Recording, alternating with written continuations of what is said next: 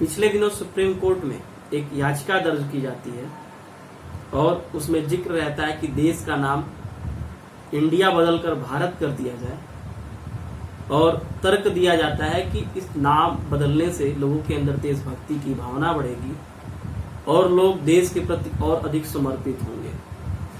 खैर, social media पर इसके पक्ष और विपक्ष में प्रतिक्रिया आने लगती है।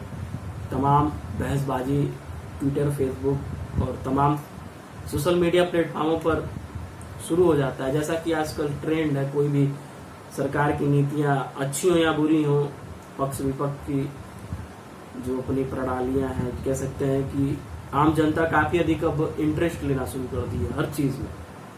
खैर, ये एक लोकतंत्र के लिए अच्छी चीज है। जनसंचार का फैलाव कहीं न कहीं हमारे लिए सही मायने में अब उपयोगी सिद्ध हो रहा है। तो फिलहाल बात यह है कि आखिर इतना बड़ा देश और एक नाम चेंज करने को लेकर पक्ष विपक्ष को लेकर हंगामा स्वाभाविक सी बात है। पूरी घटना मैं विस्तार से बताऊंगा, लेकिन आप लोगों का पहले मैं राय और सुझाव जानना चाहूंगा कि आखिर देश का नाम बदलना उचित है या अनुचित है। नमस्कार, मैं आशीष शुक्ला और आप देख रहे हैं हमारा YouTube channel journalist Ashish Shukla. मुद्दा बस नाम बदलने को लेकर नहीं है, मुद्दा हमारे गौरवशाली इतिहास से भी जुड़ा हुआ है। बात अगर करें भारत, तो भारत सुनने में ही कहीं ना कहीं एक गौरव की अनुभूति देता है। और इंडिया की बात करें तो जैसे हमारा देश अंग्रेजों का उपनिवेश था, गुलाम था, वो इंडिया इंडिया करके जो देश के नाम का प्रचलन था, भारत उसको कहीं ना कहीं लुप्त कर दिया। वर्तमान में देश हमारा पूरी तरीके से स्वतंत्र है, तो फिर आखिर उस इंडिया को लेकर ढोना क्यों, उसका रोना क्यों रोना। आजादी के इतने साल बाद अगर अब तक की सरकारें उसमें नाकाम रही, तो ये सरकार अगर उस पर पहल कर रही है तो आखिर विरोध क्यों। क्या जरूरी है कि जो पद चिन्ह, जो नाम, जो निशान जो हमें गुलाम बनाकर गए, उसको लेकर चलना उचित प्रतीत होता है? मुझे तो नहीं लगता। ऐसा नहीं है आप दिल्ली के तमाम, ये केवल अंग्रेजों की बात है, भारत मुगलों का भी गुलाम रहा है। बस अंतर ये था कि अंग्रेज लूटने की नीति से आए थे, मुगल यहाँ बसने की नीति से आए थे। आप देश के तमाम हिस्सों में घूमिए, जाइए, दिल्ली में ही देख लीजिए, दिल्ली के छोटे गली मोहल्ले से लगाए हर चीज मुस्लिम है। नाम का जो जिक्र और नाम आप पाएंगे वो कहीं ना कहीं मुस्लिमों से जुड़ा हुआ है। जो हमारे देश को आए, लूटे, बर्बाद किए, उनका नाम अभी तक चल रहा है। दिल्ली ही नहीं, देश की तमाम हिस्सों में आप जाइए, मुस्लिम बाहुल्य नाम आपको दिख गए। लेकिन लोग इस पे तर्क वितर्क करते हैं कि नाम बदलने से क्या होगा, क्या इससे देशभक्ति की भावना जागृत हो जाएगी। नाम बदलने से कुछ होता नहीं है, लेकिन नाम न बदलने से बहुत कुछ होता है।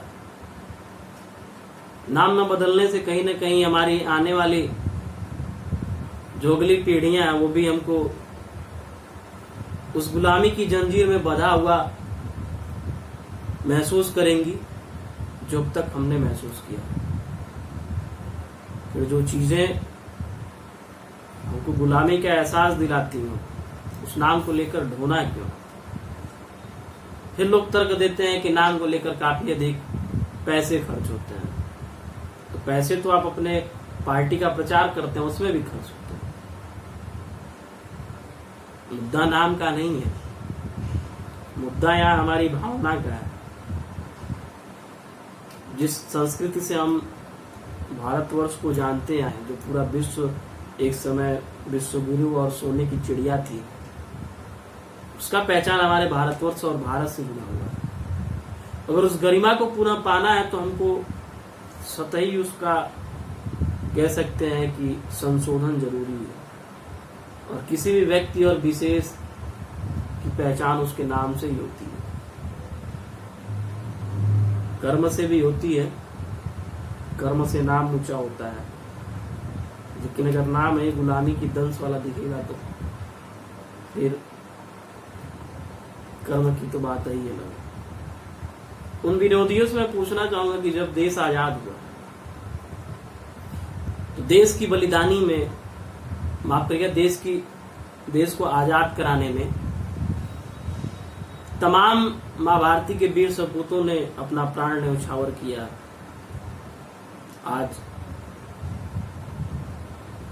ऐसे तमाम से देशभक्त जिनको पिछली सरकारें पूरी तरीके से गुमनाम कर दी, बुला दी, बात चाहे पंडित राम प्रसाद बिस्मिल की हो, चंद्रशेखर आजाद की हो, वीर भगत सिंह की हो, या फिर सुखदेव राजगुरु की हो। जब देश आजाद हुआ तो जो नाम रखने का प्रक्रिया शुरू हुआ वो पंडित जवाहरलाल नेहरू, इंदिरा गांधी और राजीव गांधी। खैर ये उनके आने वाले बाद के जो उनके चाटुकार थे उन्होंने भी इसको जारी रखा। आप देखते होंगे कि आप पिछला थोड़ा 2000 पहले का इतिहास उठा के देखिए तो कांग्रेस के समय की तमाम योजनाएं राजीव गांधी के नाम पर, इंदिरा गांधी के नाम पर, पंडित नेहरू के नाम पर। आखिर नाम से नहीं कुछ, आपको अगर नाम से आपत्ति आज है तो उस समय भी आपको सोचना चाहिए था। क्यों नहीं आप जो देश के तमाम ऐसे वीर सपूत थे उनके नाम पर कोई योजना रखे। जरूरी था कि आप जवाहरलाल नेहरू और इंदिरा गांधी और राजीव गांधी के नाम पर योजनाएं चलाएं। भाई उनका देश की आजादी में कौन सा योगदान रहा है। लेकिन आज जब कोई पार्टी, जब सरकार नाम को बदलना चाह रही है तो फिर विरोध प्रदर्शन और हंगामेबाजी शुरू। हाँ, मेरा जहां तक मानना है, नाम कहीं ना कहीं जो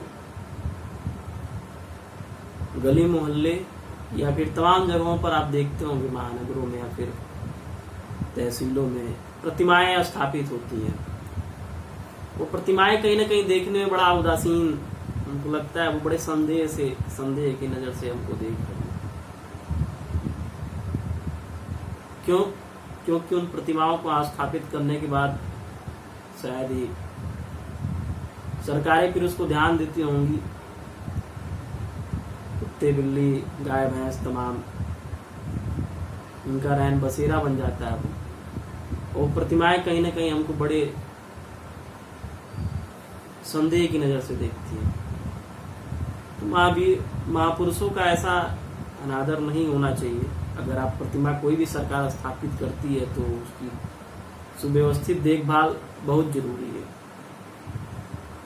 दूसरी चीज, जो प्रतिमाओं की जगह जो हमारी परंपराएं, पुरानी परंपराएं हैं, आप उनकी जो वर्तमान में उपज सामने आ रही है, उस कलाकृतियों को, उस तमाम चीजों को भी आप चौराहों पर, तहसीलों पर, गली मोहल्ले कहीं भी हो, आप स्थापित कर सकते हैं।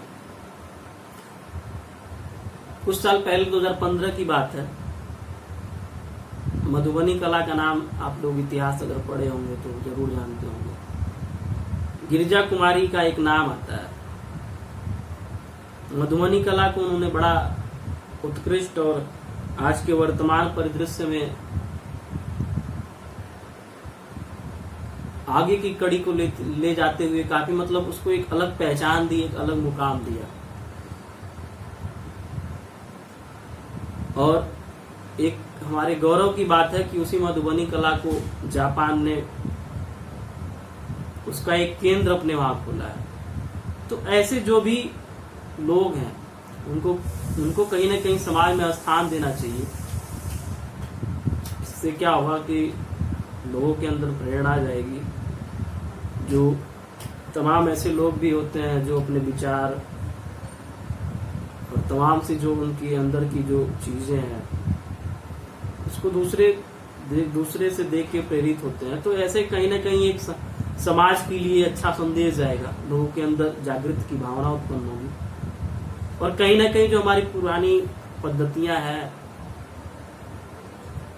वो जीवंत होंगी, और सोने की चिड़िया और जो गौरवशाली हमारा अतीत रहा है उसको आने में बहुत अधिक समय नहीं लगेगा। जो हमारी पुरानी चीजें अगर उस पर ही हम उसी ढर्रे पर चलना शुरू कर दें।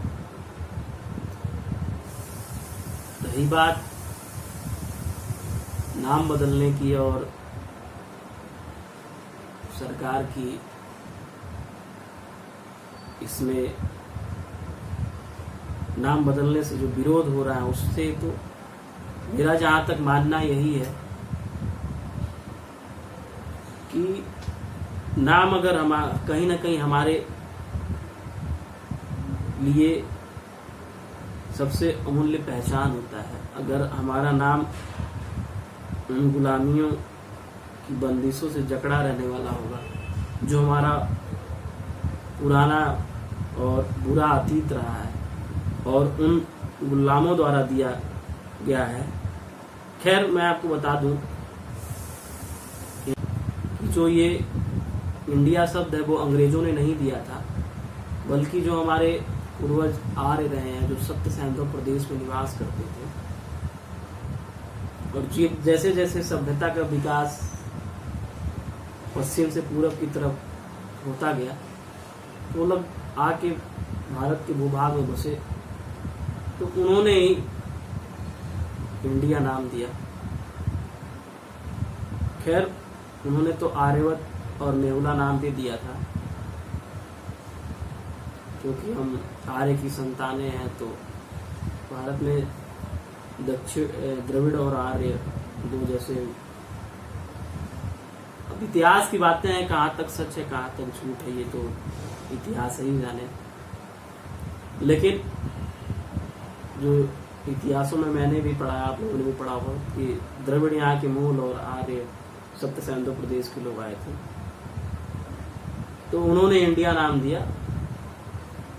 आर्यावर्त और नेहुला का भी जिक्र है। खैर ये एक विवादास्पद विषय है, अभी तक इसका सही सच्चाई खोजबीन इतिहास की चलती रहती है। लेकिन इंडिया का जो नाम है कहीं ना कहीं उन सप्त सैंधव प्रदेश और उन आर्यों से जुड़ा हुआ है। अंग्रेजों ने नाम दिया नहीं दिया, लेकिन अंग्रेजों ने भारत की जगह इंडिया का नाम जो है प्रचलित किया, इंडिया इंडिया करके। तो क्यों ना हम उस नाम को बदल दिया जाए, उस नाम को खत्म कर दिया जाए, पूरे वैश्विक मंच से, वैश्विक नक्शे से और वैश्विक हर उन जगहों से जहां से भारत की पहचान जुड़ी है, जहां पे भारत की पहचान जुड़ी है। तो फिलहाल आप लोगों को जैसा भी लगे, खैर ये अलग मुद्दा है, सुप्रीम कोर्ट अपना क्या फैसला सुनाती है, अब ये चर्चा का विषय बना हुआ है। इस पे जो भी फैसला आएगा वो न्यायालय जरूर देगा, जो उचित उसको लगेगा। लेकिन आप लोगों का जो व्यक्तिगत विचार है, जो व्यक्तिगत राय है, वो कमेंट बॉक्स में जरूर बताएं। फिलहाल के लिए बस इतना ही, फिर मिलेंगे एक नए विचार के साथ, एक नए मुद्दे के साथ। अभी के लिए इतना ही, तब तक के लिए जय हिंद।